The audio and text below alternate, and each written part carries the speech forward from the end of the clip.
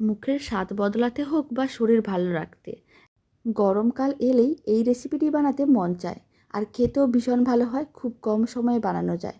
তো চলুন দারুণ স্বাদের রেসিপিটি বানানো শুরু করা যাক। লাঞ্চে একদিন হলেও বানিয়ে দেখতে পারেন, আশা করি আপনাদেরও খুবই ভালো লাগবে। প্রথমে দুটো সেদ্ধ আলুকে নিয়ে ভালো করে এরকমই ম্যাশ করে নিতে হবে। তার মধ্যে দিতে হবে কুচনো পেঁয়াজ, অল্প একটু কুচনো ধনেপাতা আর দুটো ভাজা শুকনো লঙ্কা দিয়ে দিলাম। আর আমি স্বাদ অনুযায়ী লবণ দিলাম, কিছুটা পরিমাণ সর্ষের তেল দিলাম। সমস্ত কিছু একসঙ্গে ভালো করে মিশিয়ে নিতে হবে। খুব ভালো করে মিশিয়ে নেওয়ার পরে তারপরে কিছুটা করে অংশ এইভাবে আলাদা করে নিতে হবে। তারপর গোল করে একটু প্রেস করে চ্যাপ্টা করে নিতে হবে। সমস্তগুলো একইভাবে রেডি করে নিলাম। আর এখানে কিন্তু আমি আগে থেকে ভাত আছে, মানে 4-5 ঘন্টা আগে থেকে জলে ভেজানো ভাত আছে, সেই ভাতটা নিয়ে নিলাম। তার মধ্যে দিয়ে দিলাম টক দই, কুচনো পেঁয়াজ, আর দিয়ে দিলাম অল্প একটু কুচনো ধনেপাতা। স্বাদ অনুযায়ী লবণ দিতে হবে। আর দুটো শুকনো লঙ্কাকে এরকমই, মানে ভেজে রাখা যে শুকনো লঙ্কা সেগুলোকে গুঁড়ো করে নিতে হবে। সমস্ত কিছু একসঙ্গে ভালো করে মিশিয়ে নিতে হবে। অল্প একটু সর্ষের তেল ছড়িয়ে দিচ্ছি, এতে দেখতে যেমন ভালো লাগবে খেতেও ভালো লাগবে।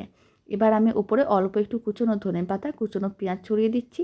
আর যে আলু মাখাটা ছিল সেটা দিয়ে দিলাম। বাড়িতে বানিয়ে দেখতে পারেন, খেতে বেশ ভালো হয়।